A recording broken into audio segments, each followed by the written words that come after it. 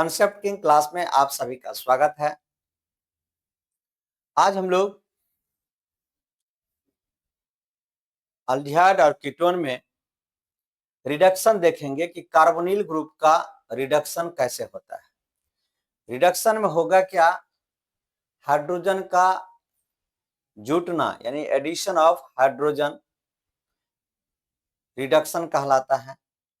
Reduction दो प्रकार से होगा, एक क्लेमेंसन रिडक्शन है और दूसरा वोल्फ-किर्चनर रिडक्शन है। तो क्लेमेंसन रिडक्शन और वोल्फ-किर्चनर रिडक्शन में कैसे कार्बोनिल ग्रुप पर CH2H2 जुटता है, इसके बारे में हमको पढ़ना है। तो वोल्फ-किर्चनर रिएक्शन और क्लेमेंसन रिडक्शन दोनों के बारे में पढ़ना है। सबसे पहले आप हेडिंग देंगे रिडक्शन।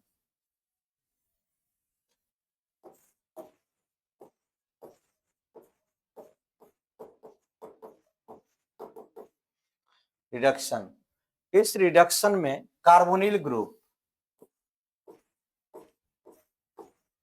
कार्बोनिल ग्रुप ये कार्बोनिल ग्रुप दो भाग में बटेगा।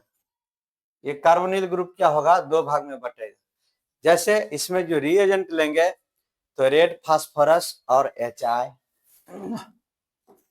Red phosphorus HI, hydrogen iodide, zinc amalgam HCl,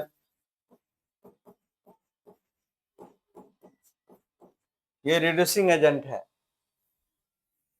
hydrogen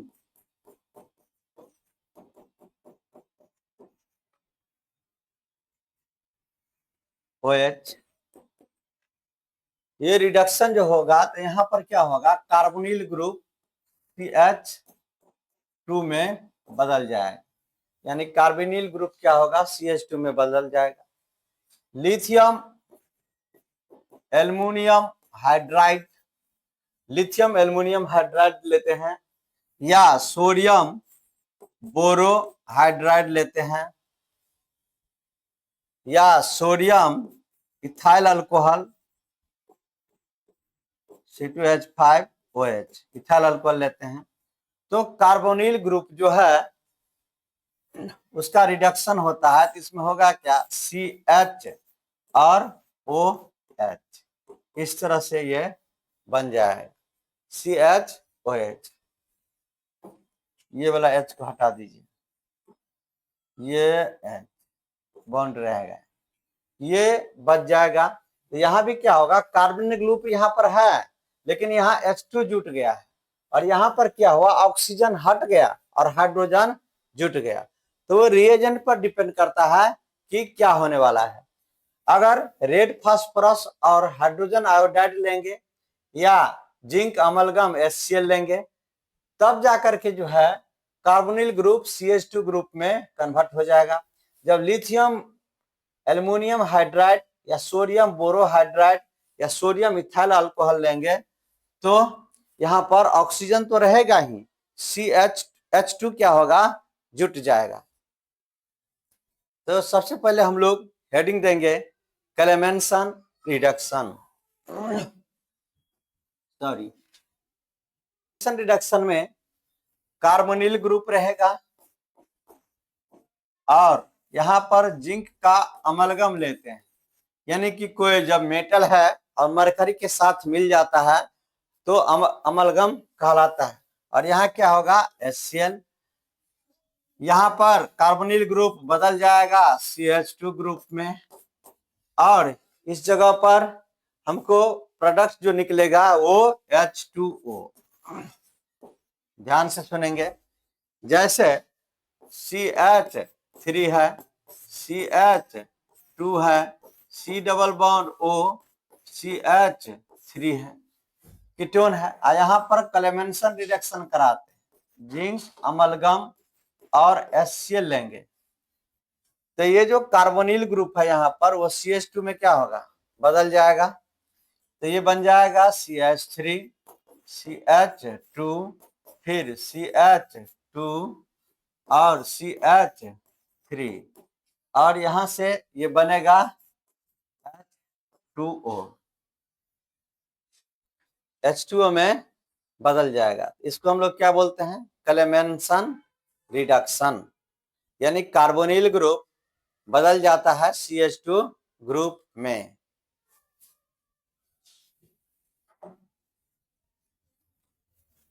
ऐसे अगर लिखा हो CH3 double bond O CH3, है ना, जिंक अमलगम और HCl लिए, इसका जो रिडक्शन कराएंगे तो CH3 CH2 और CH3 और H2O देता है। कहने का क्या मतलब है कि कार्बोनिल ग्रुप बदल जाता है CH2 ग्रुप में और H2O रिलीज करता है। देखेंगे वोल्फ किस्नर रिडक्शन।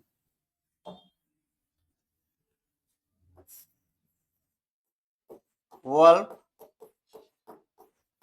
किस्नर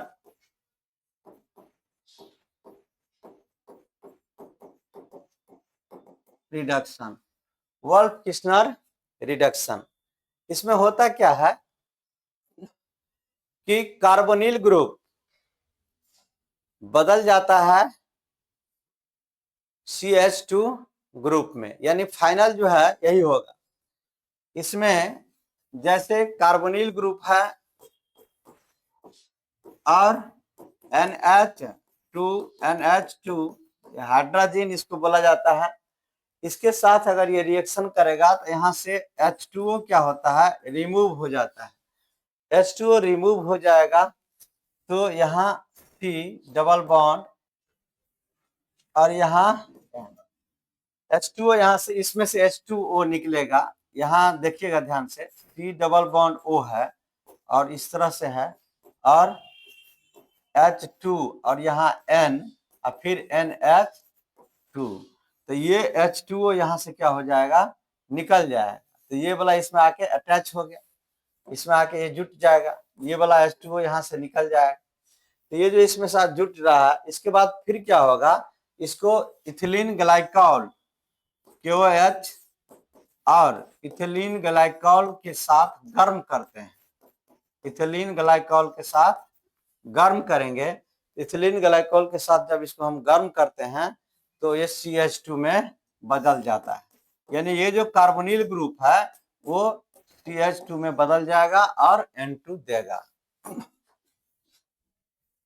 तो डायरेक्ट जो है इथिलीन ग्लाइकॉल हाइड्रोजन के साथ रिएक्शन कराया, जैसे इस तरह से है, अगर CH3C double bond O CH3, इसका रिएक्शन कराएंगे NH2NH2, इसके साथ अगर रिएक्शन कराएंगे तो ये बन जाएगा CH3C और यहाँ CH3, यहाँ N और यहाँ NH2।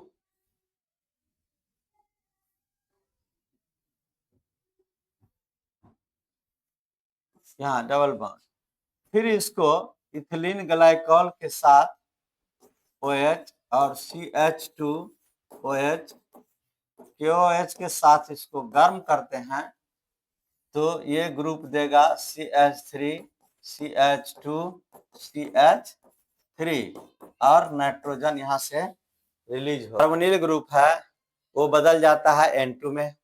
इसमें हम लोग इथिलीन ग्लाइकॉल और पोटेशियम हाइड्रोक्साइड KOH के साथ इसको गर्म करते हैं, है ना, हाइड्रोजन इसमें लिया जाता है। ये चीज आपको ध्यान रखना है, काफी इंपॉर्टेंट रिएक्शन है ये।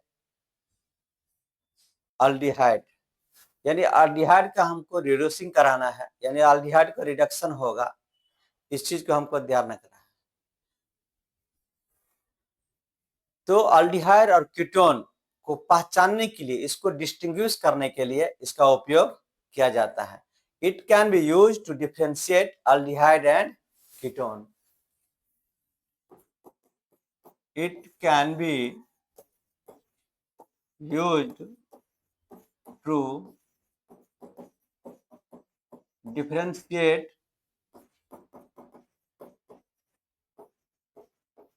aldehyde and ketone. अल्डिहाइड और कीटोन को डिफरेंशिएट करने के लिए इसका उपयोग किया जाता है। किसका उपयोग किया जाएगा? तो टॉलेंस रिएजेंट। पहला लिखेंगे टॉलेंस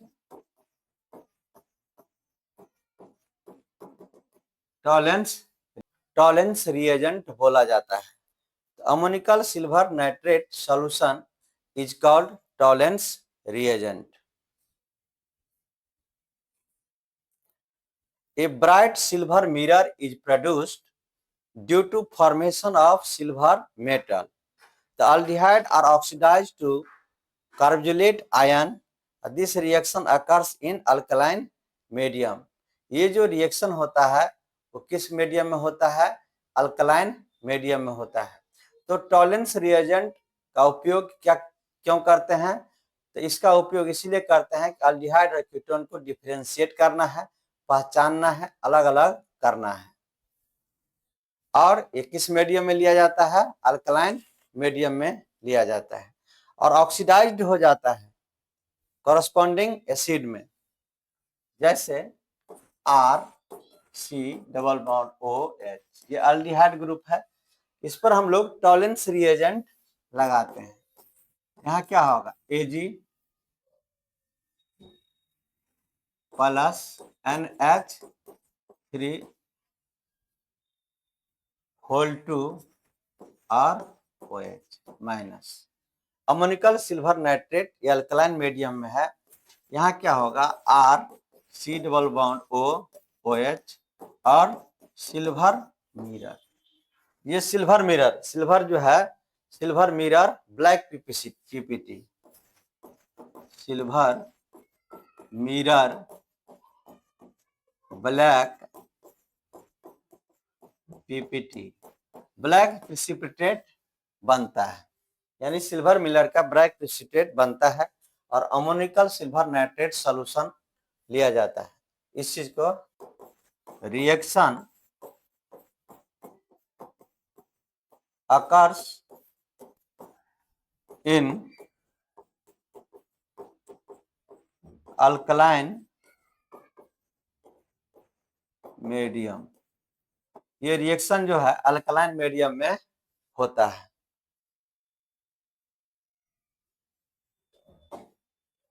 अगला जो हम पहचानेंगे वो फेलिंग सॉल्यूशन। फेलिंग सॉल्यूशन से भी हम लोग अल्डिहाइड और कीटोन को डिफरेंशिएट कर सकते हैं, अलग अलग कर सकते हैं। अगला हेडिंग देंगे फेलिंग सॉल्यूशन बी। इस फेलिंग सॉल्यूशन को दो भाग में बांट दिए, फेलिंग सॉल्यूशन ए और Fehling solution B. Fehling solution B, A और बी दो भाग में बांटे हैं। ए में solution of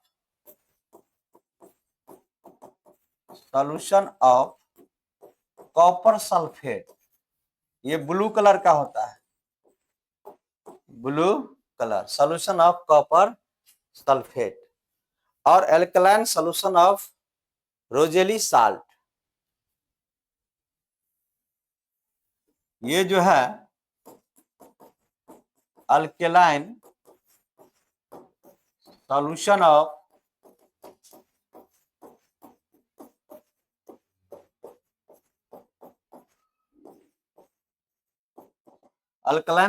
of Rochelle salt.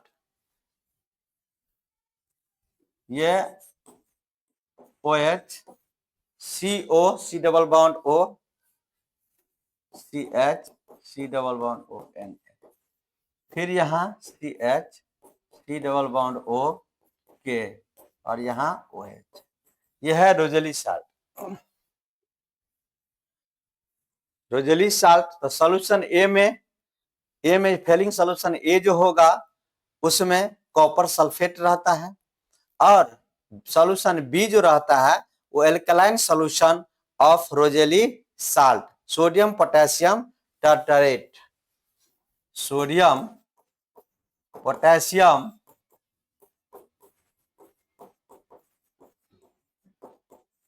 Sodium potassium tartrate, इसको लिया जाता है। अब करना क्या है, कैसे होगा? तो फेलिंग सॉल्यूशन,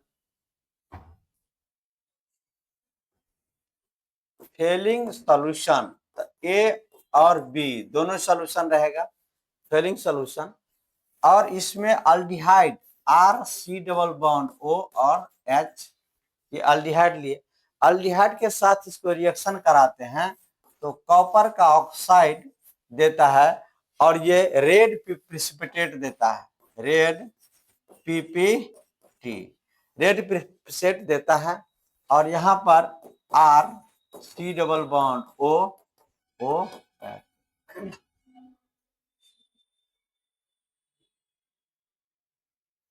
है ना, कॉपर का ऑक्साइड रेड पीपीटी देगा और ये बदल जाता है एसिड में। तो फेलिंग सॉल्यूशन दो प्रकार के होते हैं, एक सॉल्यूशन ए और दूसरा सॉल्यूशन बी। इसको हमको किसके लिए यूज करते हैं? तो अल्डिहाइड और कीटोन को अलग करने के लिए, डिफरेंशिएट करने के लिए इसका उपयोग किया जाता है। उसको हम लोग देखेंगे। Dry distillation of calcium salt, dry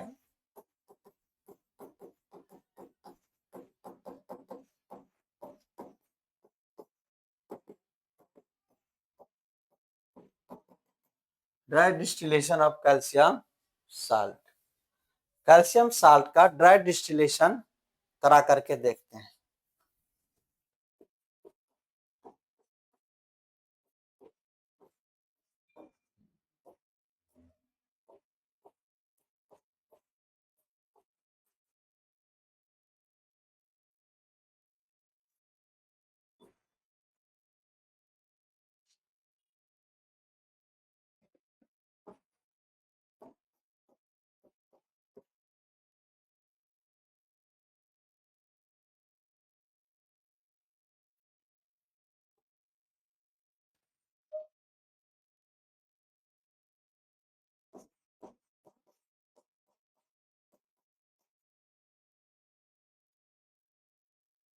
यहां से क्या होगा, कैल्शियम कार्बोनेट निकल जाएगा। जैसे देखिए इसको CH3, ये डाइमर बन जाता है तो